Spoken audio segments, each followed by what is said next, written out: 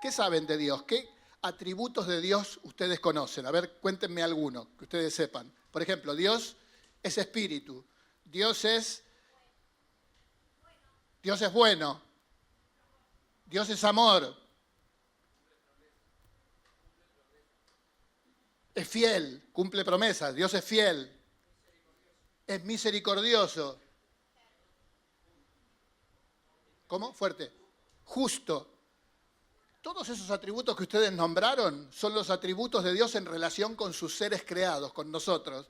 No es casualidad que hayan nombrado eso, son los que experimentamos con más cercanía. Él es santo, es justo, es bueno, es amor, es misericordioso. Son los atributos de Dios en relación con sus seres creados.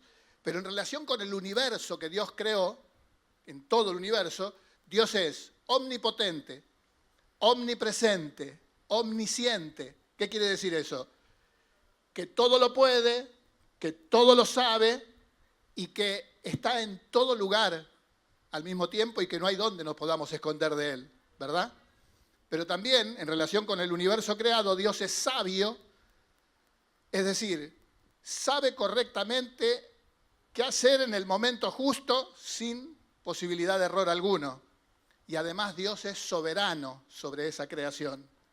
Él es quien establece los parámetros, quien decide qué ocurre y qué deja de ocurrir. Dios es soberano y no hay quien le diga a Dios qué es lo que estás haciendo, porque Él es el que manda. Eso es que es soberano.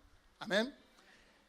Este Dios, además, es espíritu, es eterno, es infinito y es uno. Padre, Hijo, Espíritu Santo, un solo Dios. Tres personas, un misterio, algo difícil de explicar con palabras, pero que por la misma palabra sabemos que es así. Padre, Hijo, Espíritu Santo, tres personas, un solo Dios. Dios es uno. En la palabra aparece en Deuteronomio 6, esa palabra que los hebreos recitan como un rezo, ¿no? Y que es una palabra que se ponen, ¿vieron? En las filactelias que se atan una cajita en el brazo con unas correas o en la frente una cajita con un cuero atado. Escriben unos versículos y se ponen ahí adentro. Es algo que está en la palabra escrito. Y uno de los versículos es este, el de Deuteronomio 6.1. Oye Israel, el Señor nuestro Dios, uno es. Dios es uno. Amén. Y sin embargo, son tres personas divinas que forman una sola divinidad. No tratemos de entender esto porque para la mente humana es difícil de entender, pero sí lo aceptamos por la fe, porque en la palabra se lo expresa. Este es el Dios al que nosotros adoramos. Este es el Dios que dice, nunca más serán avergonzados porque yo estoy en medio de ustedes. El Dios todopoderoso que todo lo puede, el que todo lo sabe, omnisciente, el que está en todo lugar, el que es sabio, soberano, justo, bueno y santo. Y nosotros fuimos creados a imagen y semejanza de este Dios. Sin embargo, cuando nosotros queremos ejercer alguno de estos atributos, nos confundimos un poco. Nosotros tratamos de ser justos y nunca expresamos la justicia de Dios. Dios es verdaderamente justo. Tratamos de caminar en santidad, nos encomendamos a Dios para que así sea, pero Dios es verdaderamente santo. Tratamos de ser misericordiosos y a veces nos sale y otras veces no nos sale, ¿no? Pero Dios es cada uno de estos atributos completa y plenamente, y nunca un atributo de estos de Dios contradice otro.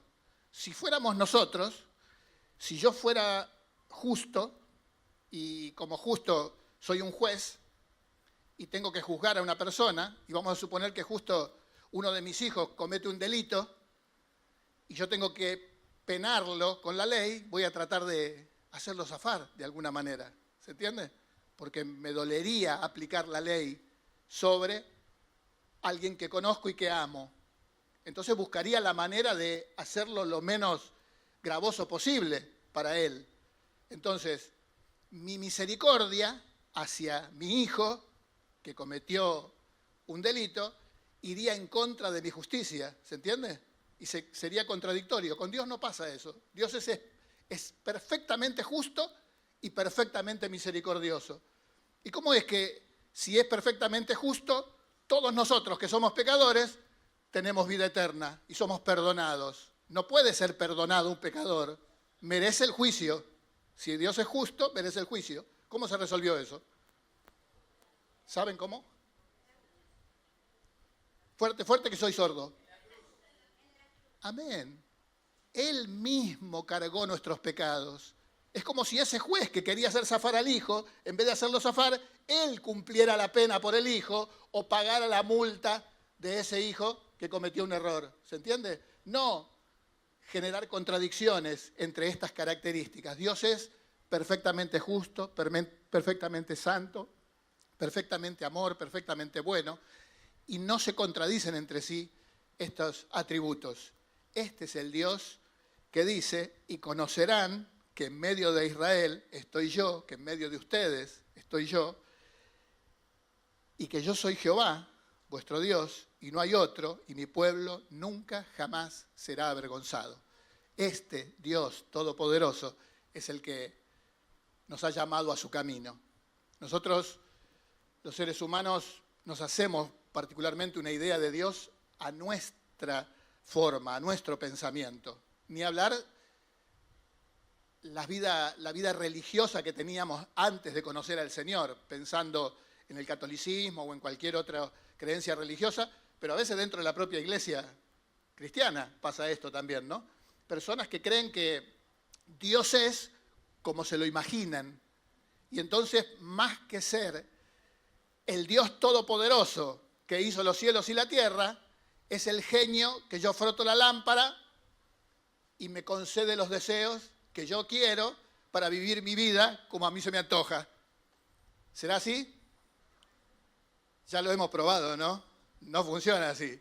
Piden y no reciben porque piden mal para gastar en sus propios deleites, dice la palabra. Sin embargo, la palabra dice, todo lo que pidan al Padre, creyendo lo recibirán. ¿Por qué dice eso? Todo lo que pidan al Padre en su voluntad será hecho. El secreto es que estemos alineados con la voluntad de Dios. Conocer que Él está en medio nuestro y que Él es Jehová, nuestro Dios. Esto marca la diferencia. Pero nosotros estamos en proceso, ¿sí? Desde que conocimos al Señor, estamos siendo transformados. ¿Es así? ¿Es sencilla la transformación? ¿Qué dice? No. Y cuanto más nos empecinamos en hacer las cosas a nuestra manera, más difícil se vuelve. Porque Dios disciplina a todo aquel que toma por hijo. ¿Con qué finalidad? De sacarnos buenos. Dios tiene un plan. El plan es de Él, no es nuestro. ¿Se entiende la diferencia? Nosotros andamos en pos de nuestros planes, pero Dios tiene un plan.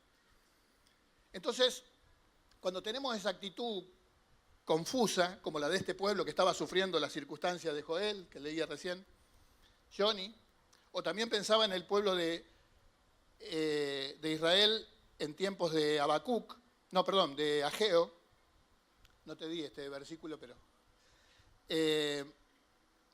habían vuelto del cautiverio y habían empezado a edificar el templo, luego del cautiverio en Israel, y después de un poco de tiempo que levantaron unas paredes, lo dejaron a medio terminar y quedó ahí todo en ruinas el templo, ¿no? Sin construcción.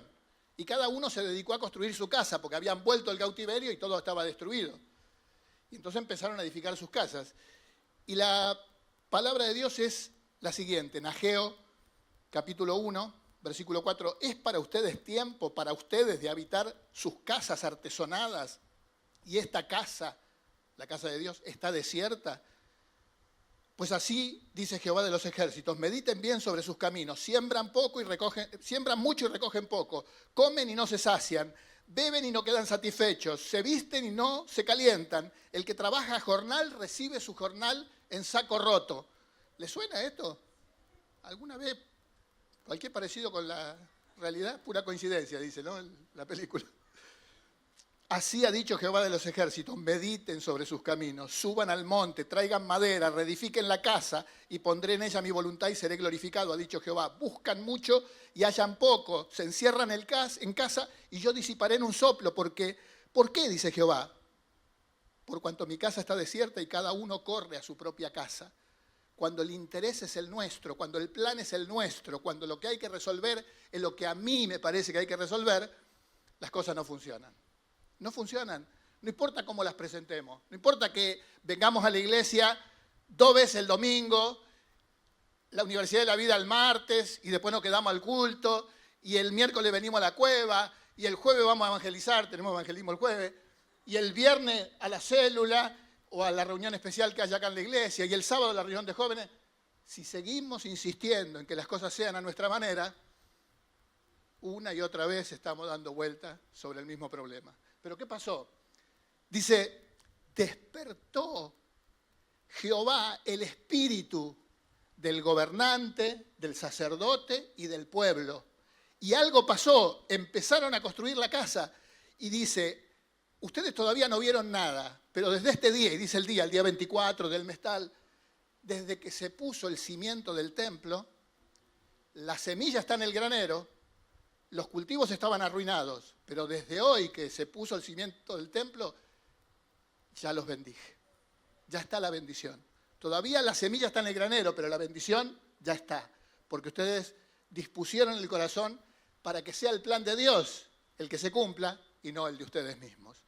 Este es el desafío en el que Dios nos pone. Es fácil decirlo, yo estoy de acuerdo con ustedes, ¿sí? No es para nada fácil experimentarlo y dejarnos guiar, porque todos sabemos qué es lo mejor que nos podría pasar, ¿no? Si yo les pregunto, ¿qué es lo que quiere que te pase? Todos sabemos lo mejor que nos podría pasar. Pero Dios no quiere eso que nosotros tenemos necesariamente, sino lo que Él planeó para nuestras vidas. Y cosas que ojo no vio, ni oído oyó, son las que Dios preparó para los que le aman. Y Dios tiene un plan que excede el conocimiento de cualquiera de nosotros. Por eso la palabra dice, el que quiera salvar su vida la perderá. Parece una locura, ¿no? ¿Cómo es? El que quiera seguir con sus planes va a tener eso, el resultado de sus propios planes. Pero el que deje todo en las manos de Dios, que confíe en Dios, como decía Johnny hoy, entonces ese va a hallar algo nuevo que sobrepasa aquellos planes que estamos reticentes a dejar porque decimos, si dejo eso, ¿qué sentido tiene mi vida? Si yo abandono los sueños que tengo, ¿qué sentido tiene? Los sueños que Dios pone en nuestro corazón superan los que jamás hubiésemos imaginado por nosotros mismos.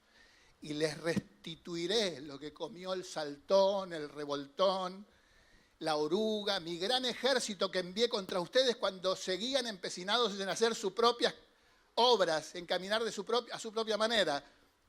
Les voy a restituir eso y va a cobrar sentido su vida y nunca más serán avergonzados porque van a saber quién soy yo, el Todopoderoso, el Señor.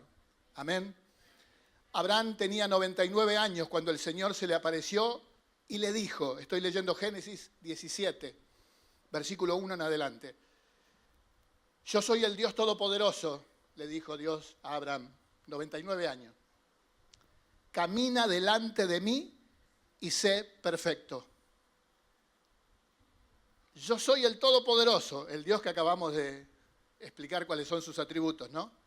El que tiene todas esas características gloriosas, el que tiene el plan. Yo soy ese Dios, le dice Abraham. Camina delante de mí y sé perfecto. ¿Qué tal? ¿Qué habrá pensado Abraham? Imagínese esta palabra para usted. Dios le habla. Yo soy el Dios Todopoderoso, ese del que me predicaron, que me contaron los atributos. Camina delante mío y sé perfecto. ¿Y qué hago, Señor? ¿Cómo hago para ser perfecto, para caminar conforme a tu voluntad? Sigue hablando. Abraham se postró sobre su rostro y Dios habló con él diciendo, he aquí que mi pacto es contigo. Tú serás padre de muchas naciones. Ya no se llamará más tu nombre Abraham. Tu nombre será Abraham, pues te he constituido en padre de una multitud de naciones. Yo te haré muy fecundo, de ti haré naciones y reyes saldrán de ti. Yo establezco mi pacto como pacto perpetuo entre tú y yo y tu descendencia después de ti por sus generaciones para ser tu Dios y el de tu descendencia después de ti. Dios habló esta palabra de tanta bendición, pero tan fuerte, imagino yo, para Abraham. Y una cosa pasó inmediatamente que le dijo, sé perfecto. Le cambió el nombre. Dios nos llama a una vida con propósito establecido por Él. Y cambia nuestra vida para que podamos transitar ese camino al que Él nos llama. Amén. De ninguna manera quiere que esa persona que se equivocó tantas veces, una y otra vez, ahora tome las decisiones que lo van a sacar adelante en este camino guiado por Dios, o en este camino, mejor dicho, de la vida cristiana, quiero decir, ¿sí? De ninguna manera depende de nosotros, sino de Él, de acercarnos a Él, de tomar consejo de Él, de conocerlo, de saber qué es lo que quiere para nosotros. Dios nos llamó con un propósito definido. ¿Vieron esa palabra de Romanos tan conocida, 8:28?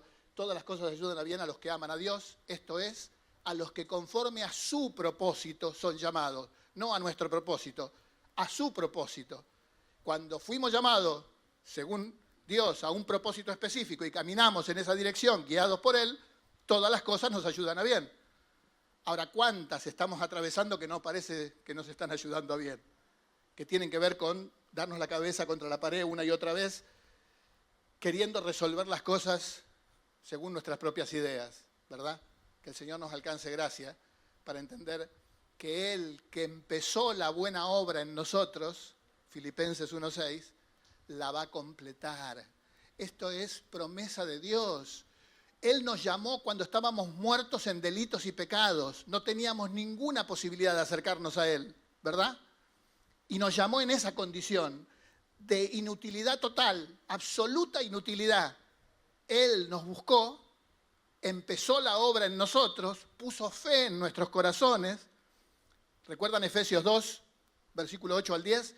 Porque por gracia son salvos por medio de la fe, y esto no de ustedes, pues es un don de Dios, para que ninguno se gloríe, porque somos hechura suya, creados en Cristo Jesús, para buenas obras, las cuales Dios preparó de antemano para que anduviésemos en ellas.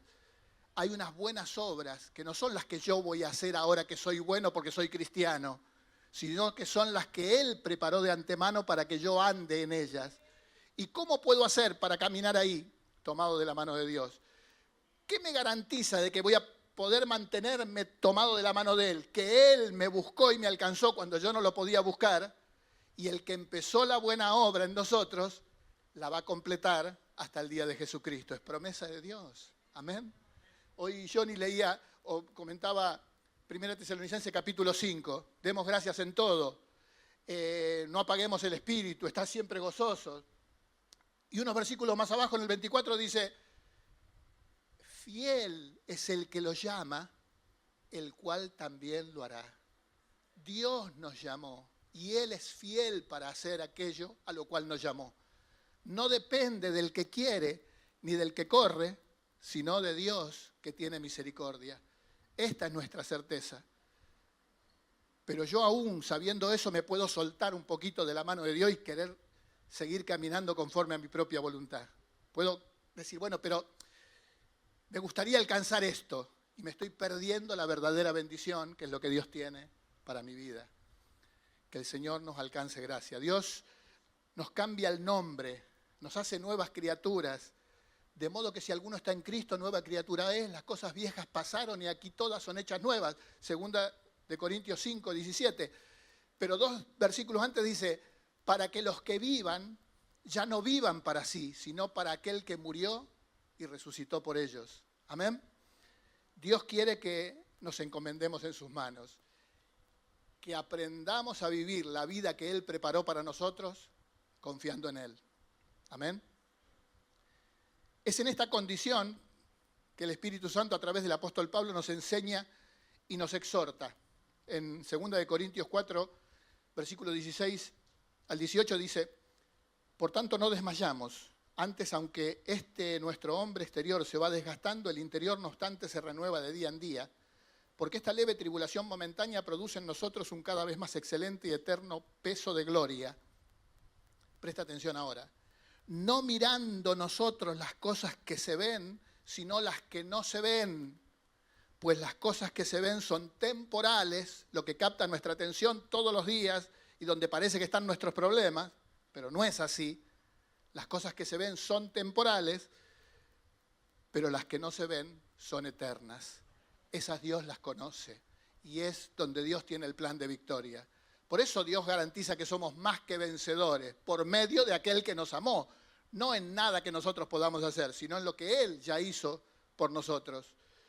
Puede ser que sigamos aún, a pesar de esta verdad, de lo que dice la palabra y de lo que estamos compartiendo, siendo infructuosos en algunas áreas, tropezando en algunas áreas, en lo económico. Hoy la palabra era la ofrenda que agrada al Señor, ¿no? Así que a veces nuestra economía está resentida porque nuestras prioridades están cambiadas o porque con buenas intenciones, ¿no? Nadie va a cuestionarle las intenciones que cada uno tiene, ¿no? Pero dice un dicho popular, el cementerio está lleno de buenas intenciones. No, pero quiero decir, no alcanzan las buenas intenciones.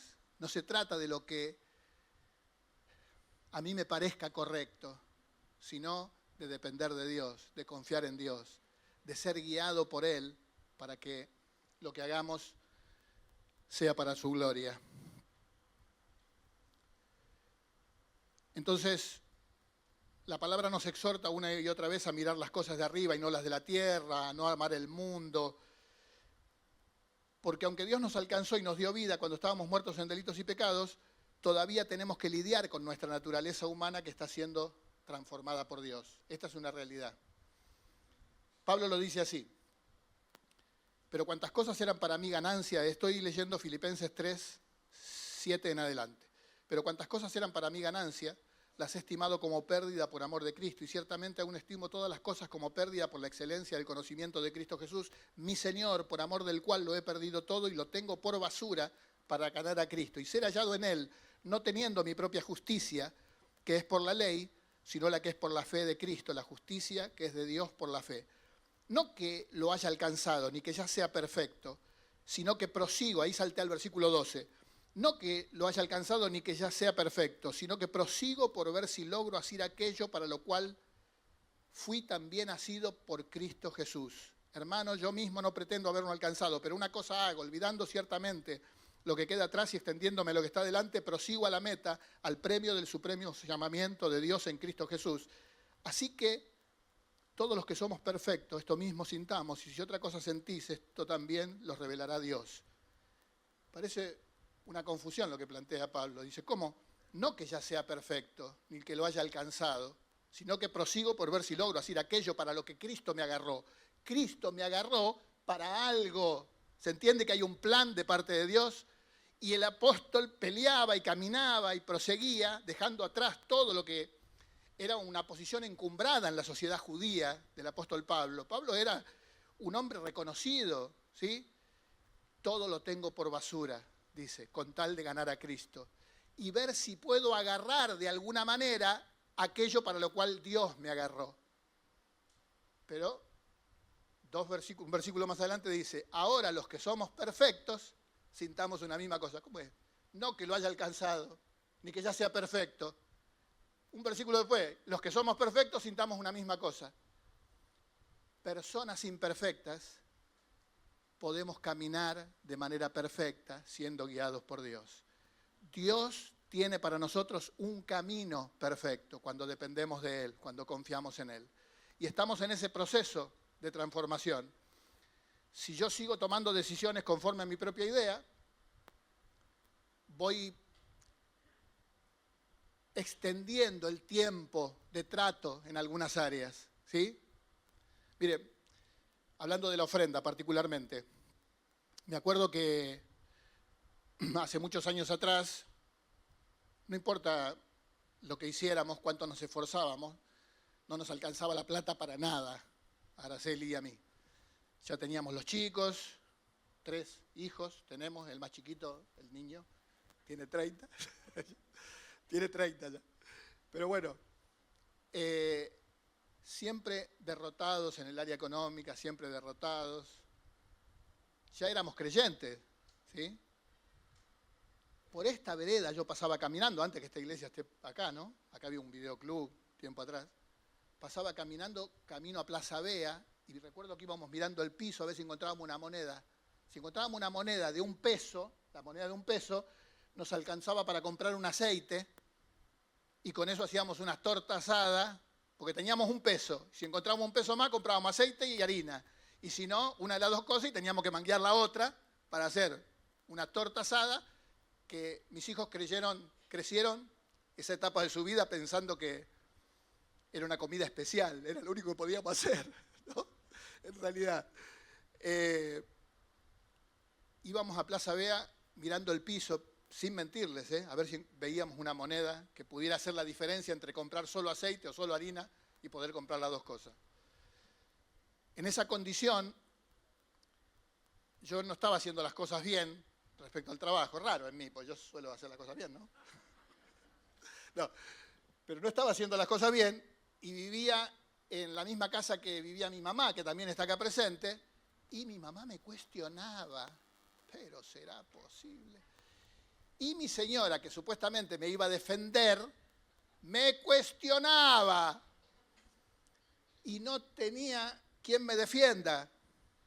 Tenían razón, pero uno espera, aunque tengan razón, que no se lo digan con tanta claridad. Y entonces me acuerdo que Araceli estaba planchando, 2 puertas de por medio, las puertas estaban abiertas, yo me fui a la pieza a llorar, a orar, mejor dicho, fui a orar, pero ya estaba llorando en ese momento. Señor, soy un hijo tuyo, ¿por qué me pasa lo que me pasa? ¿Qué es lo que tengo que hacer? Quiero confiar en vos. Y Araceli estaba planchando y estaba escuchando una prédica en la radio. Yo no escuchaba solo el sonido, pero no escuchaba las palabras. Estábamos, ya le digo, 2 habitaciones de por medio. Y en un momento que yo digo, Señor, ¿por qué me pasa esto a mí, que soy tu hijo? Escucho claro al predicador que dice, yo estoy quitando todos tus recursos para que tu fe esté puesta solamente en mí. Gloria a Dios. Dios tenía un plan. Nunca había salido del plan de Dios, pero yo quería resolver otras cosas. Quería que me den la razón. Quería que no me cuestionen tanto. Quería que otros sean culpables, vamos a decir, o responsables de lo que me estaba pasando, pero Dios tenía un plan. Amén. Y Él estaba quitando todos los recursos para que nuestra fe estuviera puesta en Él. Dios es fiel. Amén. Y Él lo hace. Saben que, hablando del diezmo y de las ofrendas, tenía mucho para compartirles, pero voy a hacer un resumen, porque si no, no vamos a llegar. Pero un día un hermano de la célula, no es esta célula de ahora, eran otros hermanos que estaban en aquel momento. No, pero un hermano vino con una duda existencial respecto al diezmo. Hermano, tengo una lucha con el diezmo porque yo sí calculo lo que tengo que poner de diezmo es la cuota de un auto 0 kilómetros, me dice el hermano. Entonces yo lo ministré, la necesidad de ser generoso, que es más bienaventurado dar que recibir, todo lo que la palabra dice. No sé qué le pasó al hermano, si diezmó después o no, verdaderamente no lo sé. Pero cuando él se fue de mi casa, me quedó el enemigo dando vuelta en la cabeza. ¿Cómo que la cuota de un auto 0 kilómetros el diezmo? A ver, empecé a sacar cuenta, una cuota y un poquito. Entonces ya me quedó a mí el malestar después que se fue el hermano que yo lo había ministrado, ¿se entiende? Entonces me di cuenta del ataque del enemigo, sacudí la cabeza y hace 10 años de esto, ¿sí? 2016. Escribí un Excel en la computadora, que todavía lo tengo, donde puse cada mes del año, de enero a diciembre, incluyendo los aguinaldos, ¿sí? En junio y en diciembre, para ver cuáles son los ingresos, porque como yo soy docente y trabajo en diferentes lugares, mi sueldo se compone de un puchito de cada lado, no es un sueldo único, sino que recibo depósitos o transferencias de distintos lugares donde trabajo. Entonces, hice un Excel donde decía instituto tal, facultad, escuela tal y qué sé yo, iba poniendo los ingresos y el ingreso de Araceli también, como docente. Entonces puse la fórmula en el Excel, cuando aparecía el número me tiraba el 10% abajo, lo que fuera, ese iba a ser el diezmo. Entonces mi compromiso fue, lo que dé ahí lo voy a redondear para arriba, ¿no? Y ese va a ser el diezmo. Entonces si me daba, no sé qué plata era en ese momento, vamos a poner, por ejemplo ahora, si me daba que tenía que poner 117.000, eran 120. Si me daba que tenía que poner 94, eran 100. Si me daba que tenía que poner 212, eran 210, 220. ¿Se entiende? Automáticamente le redondeaba así. ¿Qué pasó? 10 años hasta ahora, yo miro la línea del diezmo y hay una, al final del Excel hace las fórmulas, vieron que lo hacen automáticamente, me suma todo el diezmo. Entonces yo, termina el año, miro cuánto fue de diezmo y me sorprendo. Y miro el renglón de abajo y está el monto que me quedó a mí. Si me sorprendí con el diezmo, imagínense la sorpresa al ver cuáles fueron mis ingresos, lo que a mí me quedó. ¿Se entiende? Y esto fue así y lo tengo todavía y inevitablemente todos los meses viene subiendo, viene aumentando. ¿Qué cosa? El diezmo. ¿Por qué? Porque los ingresos aumentan. ¿Amén? Pero hubo una disposición de decir, Señor, no me voy a dejar engañar por el enemigo. Tu palabra dice que en la obediencia está la bendición, que el que da generosamente va a recibir y cuando lo creemos y confiamos en Dios, Dios no se tarda en bendecir. Amén. No se trata de... Acá hay que hacer una salvedad, si me permiten. Hay una corriente evangélica que se la llama el evangelismo de la prosperidad, ¿sí? Donde si das a Dios, Dios te va a bendecir, y está esta idea, entonces se anima a la gente. Acá nosotros cerquita lo vemos en la Iglesia Universal, que se desafía a las personas a poner tanta ofrenda para ser bendecidos económicamente. El propósito de Dios está a kilómetros de distancia, ¿no? Del evangelismo de la prosperidad, de la Iglesia Universal. El propósito de Dios está a kilómetros de distancia. Lo que buscan es un trueque con Dios. Yo te doy tanto para recibir tanto. Y a veces, en la iglesia donde hay sana doctrina, gracias a Dios tenemos una iglesia donde hay sana doctrina, donde se predica la palabra, tenemos que ser agradecidos por eso, nos pasa que caemos en esa trampa, que no estamos dando con libertad, con alegría, con gozo, y sin darnos cuenta estamos en la trampa del enemigo. No podemos avanzar, no podemos avanzar. Me cuesta, hermano, diezmar. Esto es como cuando decimos, me cuesta, hermano, perdonar.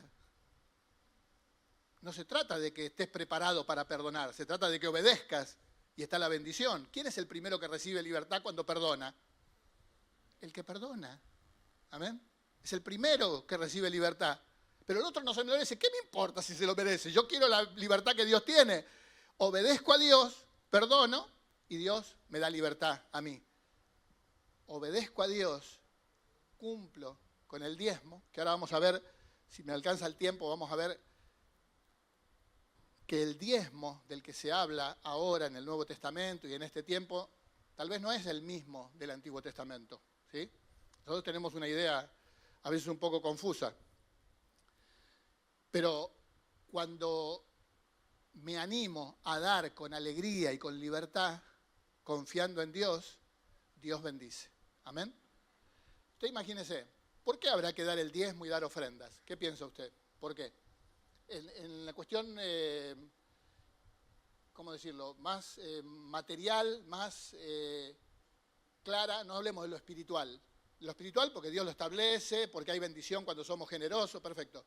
Pero en lo material, en lo contante y sonante, ¿por qué cree que la iglesia necesita que haya diezmos y ofrendas? ¿Quién? Hablen fuerte porque soy sordo. por ejemplo, para mantener la iglesia. ¿Qué más? Mire, ¿le gusta la pantalla esa? ¿Sabe cuánto vale? Unos cuantos pesos. ¿Le gustó cuando la pusieron? Salió de sus diezmos y sus ofrendas. ¿Le gusta la silla en la que está sentada, que son distintas a las sillas de plástico y que tanto nos alegramos cuando salieron de sus diezmos y sus ofrendas? ¿Le gusta el lugar donde estamos y estamos orando por un lugar más grande que pronto viene para casa de Dios? ¿Amén?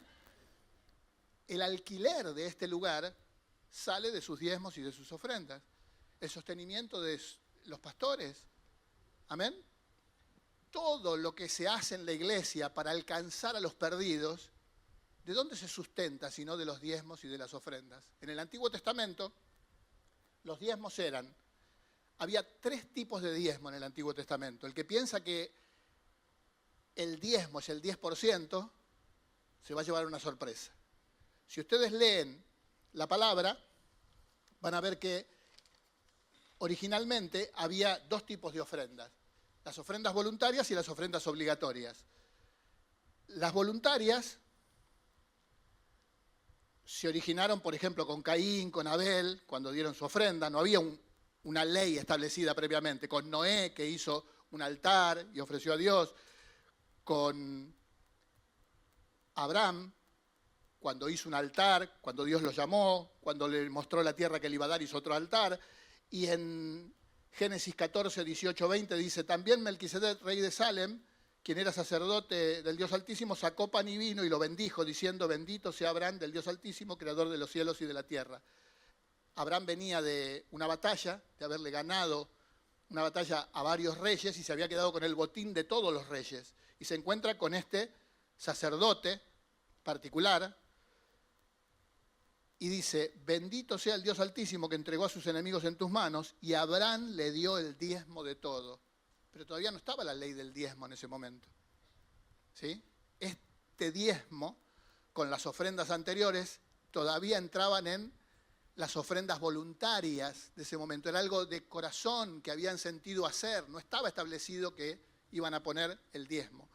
Pero pasado el tiempo, en Egipto, ¿se acuerdan que cuando José fue vendido como esclavo y después le interpretó el sueño al faraón y vinieron los años de abundancia y después los años de hambruna y Dios le había dado la interpretación a José de cómo tenía que hacer y el faraón lo puso como segundo en el reino para administrar los recursos en tiempos de necesidad? Y ahí se estableció por primera vez un impuesto a nivel nacional. ¿Qué dijo por guía de Dios José al faraón? Mandá que la 5ª parte de todo lo que se produzca en tu reino quede para el faraón y guardalo en silos. Y va a haber alimento cuando haya hambre en la tierra. Y se estableció así. Está en Génesis 41, 34 y después pueden leer Génesis 47, 24 que dice la 5ª parte, el 20%, es para faraón. Y las 4 partes restantes, el 80%, serán para ustedes, para sembrar la tierra, para su sustento, para los que están en sus casas y para que coman sus niños. Esto es lo que le dio como estrategia Dios a José para resolver el tema del hambre en Egipto en ese tiempo. Y así se establecieron impuestos nacionales. ¿Está bien? Ese pasó a ser el impuesto nacional en Egipto. Después, en Levítico 27:30 se habla del diezmo para los levitas. Y acá sí era el 10% de cada uno de los del pueblo de Israel, de las otras tribus que no eran las de Leví. Ustedes piensen que había 12 tribus, 11, cada uno tenía su trabajo. Trabajaban la tierra, obtenían recursos de la manera que pudieran, pero tenían una de las tribus que eran los sacerdotes. Eran el gobierno de un pueblo teocrático. Israel era una teocracia, Dios como el Señor. ¿Y quién gobernaba? Los sacerdotes, los levitas. ¿De dónde sacaban sustento los levitas? No tenían, porque no trabajaban es decir, no trabajaban fuera del templo, ministraban. Entonces, ¿qué le dijo Dios? Traigan el 10% todos para los levitas. Y ahí tenemos el diezmo establecido, ¿sí? Pero no como ofrenda voluntaria, sino como ofrenda obligatoria para el funcionamiento del pueblo de Israel, de la nación, ¿se entiende? Pero además de eso, dice, también van a traer el 10% para los festivales, para las fiestas solemnes, para que haya alimento en esas fiestas. También cada uno, 3 veces al año, juntaban todo lo producido y de ahí sacaban el diezmo para que se sostengan esas fiestas solemnes. ¿Está bien? Tenemos 2 diezmos, ya va el 20%. Y después dice, un diezmo cada 3 años para los pobres, para que los que no tienen nada tengan sustento. Un diezmo cada 3 años, 10% cada 3 años es 3,33%, ¿no? Por año. Quiere decir que los judíos, los israelitas, en ese tiempo pagaban el 23,33% de diezmo. Su diezmo, por ley obligatorio, lo que Dios le dice en Malaquías, ustedes me robaron. ¿En qué te hemos robado? Dicen, en que no traen los diezmos. Y mi casa no tiene alimento. Y los sacerdotes no se pueden sustentar. Y los pobres no reciben lo que tienen que recibir. Y eso es una ordenanza. Esa plata es de Dios, es mía, dice Dios. Ustedes me están robando. Es ofrenda obligatoria. Esos son los diezmos. ¿Está bien? Del Antiguo Testamento. 23%, no el 10%, el 23%. Mínimo. Pero después de eso, además, no recojan lo que están cosechando. Cuando se les cae algo, no lo recojan. Déjenlo para los pobres que van caminando. Otra cosa que también es una inversión. No cosechen las esquinas de los campos. Déjenlo para que los pobres vayan y junten y tengan algo de alimento ahí. Cada 7 años tenía que descansar la tierra para que no se sature. Un año en el que no podían producir. También era parte de la inversión. Cada 7 años se perdonaban todas las deudas. Y cada 50 años era el jubileo y la tierra volvía a quien era el dueño original. Y si alguien se había vendido como esclavo a sus hermanos porque no tenía cómo pagar una deuda, recibía libertad en el año de jubileo. Y las tierras cobraban valor según cuántos años faltaban para el jubileo. Si el jubileo es dentro de 5 años, la tierra valía un precio porque iba a volver a su dueño original si me la querían vender, ¿se entiende? Pero si el jubileo era dentro de 45 años, iba a tener otro precio. Pero inevitablemente el pueblo de Israel tenía que cumplir todas estas leyes. Estas son leyes y son ofrendas y prácticas obligatorias para el pueblo de Israel. Ahora, las ofrendas voluntarias también tenían lugar en el Antiguo Testamento y, por ejemplo, se ve en Proverbios 3, 5 al 10 que dice, confía en el Señor con todo tu corazón y no te apoyes en tu propia inteligencia, reconócelo en todos tus caminos y Él enderezará tus sendas. No seas sabio en tu propia opinión, teme al Señor y apártate del mal, porque será medicina a tus huesos. Honra al Señor con tus riquezas y con las primicias de todos tus frutos, así tus graneros estarán llenos con abundancia y tus lagares rebosarán de vino nuevo. Y agrega, no deseches, mi hijo, la disciplina del Señor, o hijo mío, la disciplina del Señor, ni te resientas por su reprensión, porque el Señor disciplina al que ama, como a padre, al hijo, a quien quiere. Habla de honrar al Señor con las riquezas y con las primicias de todos los frutos, pero esto ya era voluntariamente, de corazón, ¿sí? No una obligación de presentar. En el Nuevo Testamento, o todavía en el Antiguo Testamento, en el Éxodo 35, después lo pueden leer, Dios le da a Moisés cómo tenía que ser el tabernáculo y Moisés dice, bueno, traigan ofrenda al pueblo, ¿no? Capítulo 35 de Éxodo. Y trajo tanta ofrenda del corazón con disposición que tuvieron que decirle al pueblo, paren, no precisamos más porque ya está. Es demasiado lo que están trayendo, ¿sí? Todas esas eran ofrendas voluntarias. El rey David iba a edificar el templo y le dice al pueblo, bueno, hagamos una ofrenda para la edificación del templo. Otra vez, fue tanto lo que ofrendó el pueblo de corazón que les tuvo que decir, paren, ya está, es suficiente con lo que tenemos. ¿Quién es este pueblo? Dice Dios, David orando a Dios. ¿Quién es este pueblo y quién soy yo para dar semejantes cosas? Pero de lo recibido de tu mano te damos. Había ahí un reconocimiento que Dios era el que producía toda la riqueza del pueblo y de ahí es de donde se ofrenda. Lo que leíamos hoy en Joel, quién sabe si dejará tras de sí bendición, esto es ofrenda y libación para Jehová. La ofrenda expresa bendición. Si ofrendás con libertad, si diezmás con libertad, hay bendición, se está reflejando una bendición en tu vida. ¿Estás esperando bendición? Disponé tu corazón para ser generoso. Amén. De vuelta voy a tomar una palabra que dijo Araceli. Si alguien está por primera vez acá hoy, piense que estamos hablando, esto no se enseña todas las veces, ni se habla todas las veces en la iglesia, ¿no? No sé cuántos años hace que está usted acá, pero hemos escuchado un par de veces en todos estos años hablar de estas cosas, ¿sí?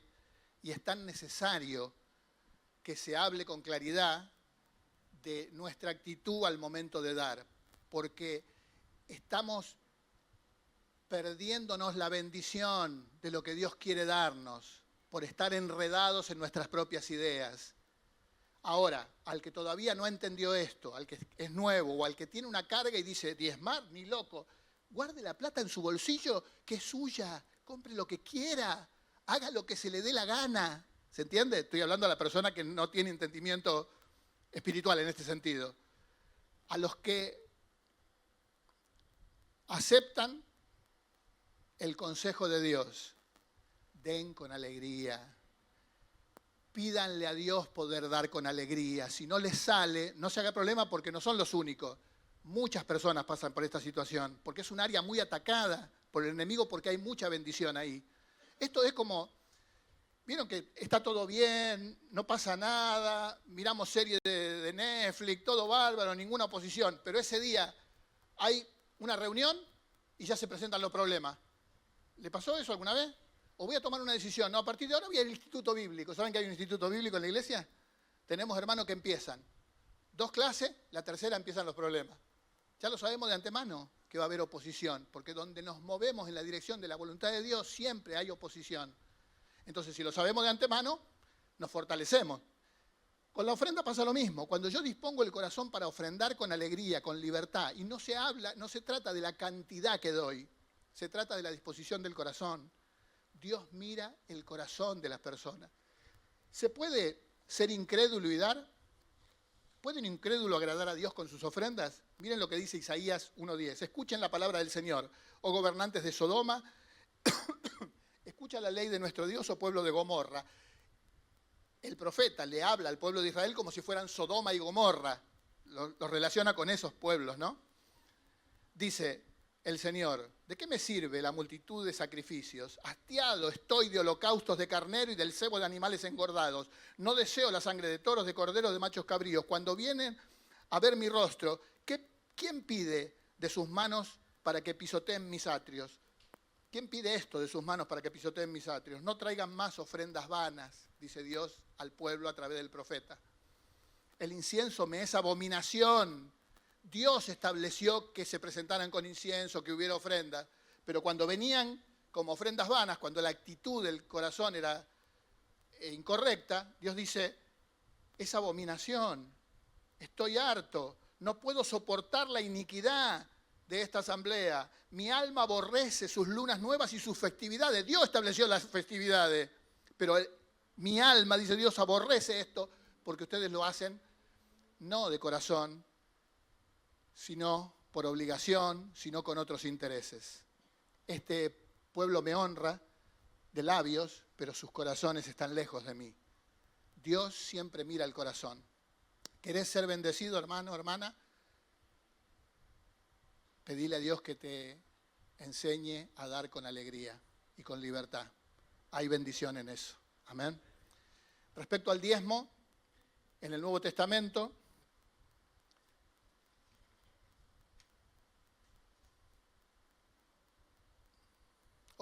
déjenme que retomo algo.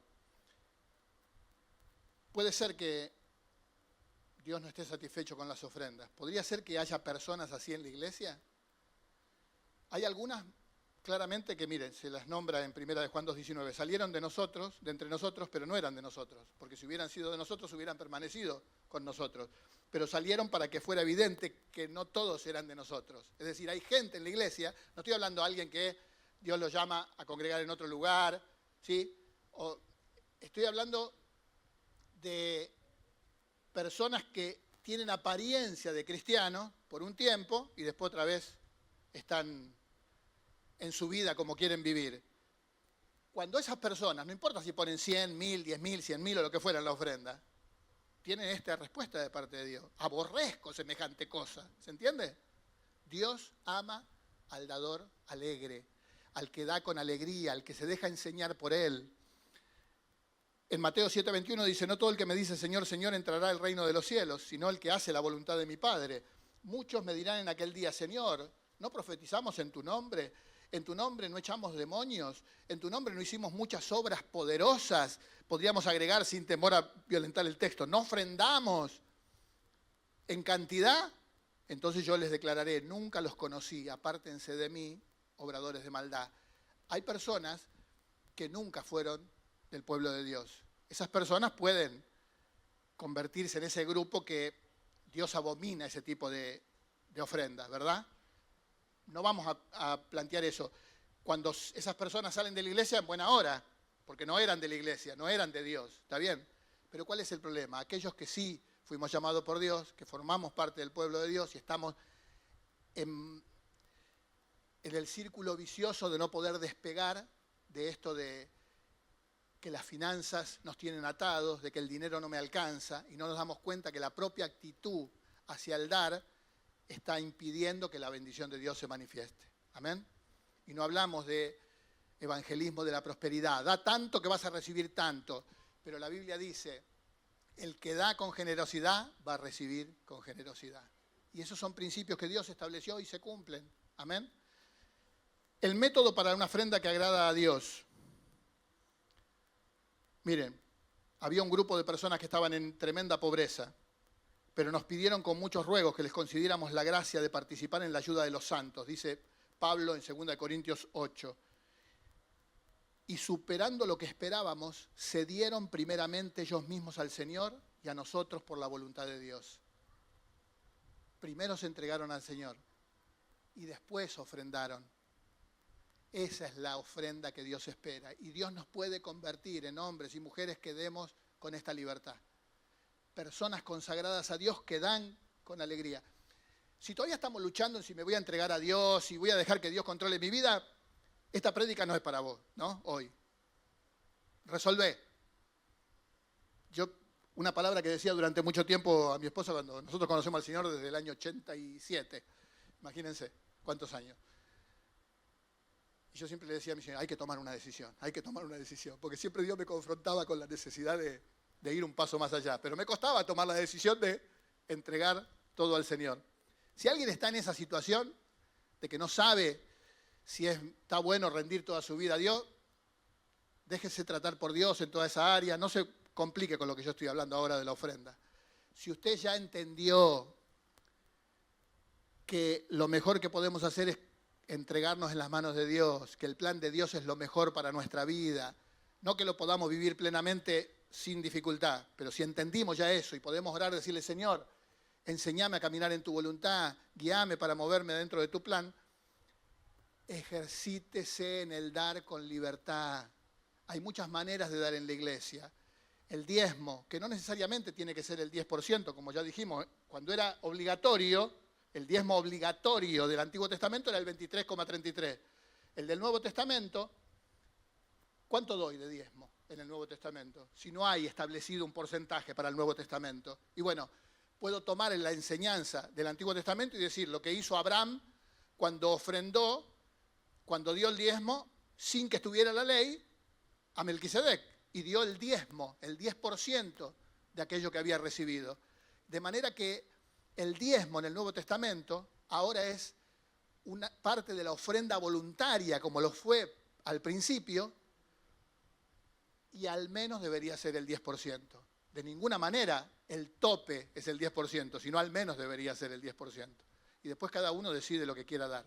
Escuchaba el otro día, no me puedo acordar quién era el empresario, pero le doy el testimonio en general. Hablaba un predicador de un empresario muy exitoso que daba el 90% de sus ganancias. Se quedaba con el 10 y daba el 90. Y la manera de prosperar de ese hombre era tremenda, ¿sí? Bendecía la iglesia y la palabra corría y era glorificada porque se abrían obras, muchos llegaban al Señor, se sostenían a los obreros cristianos, a los misioneros, había todo un trabajo que es el que hace la iglesia y para eso hace falta dinero.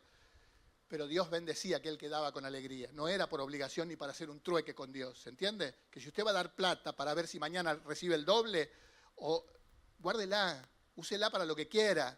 Si usted cree que puede negociar con Dios, se confundió. Miren, hay un caso de diezmo en la Biblia que es el de Jacob. Jacob dice, si me bendecís, si vas conmigo, si me sustentás, yo voy a apartar el diezmo de todo para vos.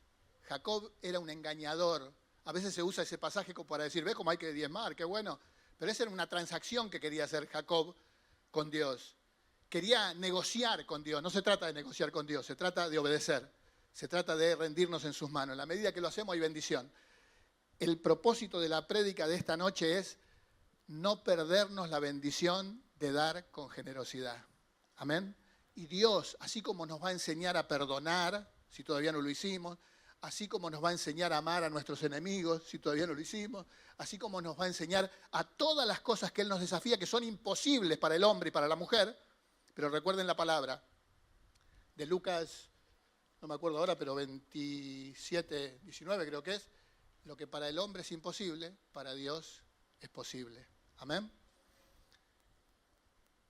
Dios nos va a capacitar para dar con alegría y con libertad. No sé qué quise hacer con la hoja, pero la saqué. Quiere decir que la prédica terminó acá, porque ya no sé dónde la puse. Pero bueno, lo que quería decir era eso, que Dios tiene planes con nosotros, que a veces nosotros obturamos los planes de Dios por pensar que sabemos lo que queremos, lo que tenemos que hacer, o lo que hay que hacer, o cómo hay que hacerlo. Dejémonos enseñar por Dios. Amén. Hay bendición en ofrendar con libertad. Yo el otro día cuando estábamos viendo el retiro de preadolescentes, ¿no? El último fue, que salía 180.000 pesos, ¿sí? ¿Se acuerdan? Yo pensaba, hay tantas familias que tienen 2, 3 preadolescentes, un montón de plata.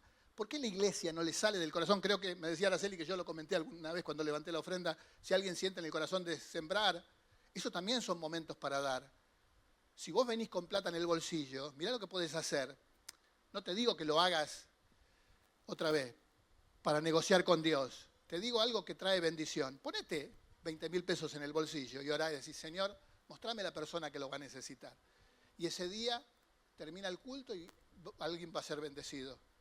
Y por ahí esa persona estaba orando, por ahí esa persona dijo, Dios te va a sustentar, recibió la palabra de que él iba a sustentar, esperaba una respuesta de parte de Dios y eras vos el instrumento. Pero cuando yo retengo lo que podía dar, entonces también se retiene la bendición que venía para mí. ¿Se entiende? Que tenemos que ser generosos en dar.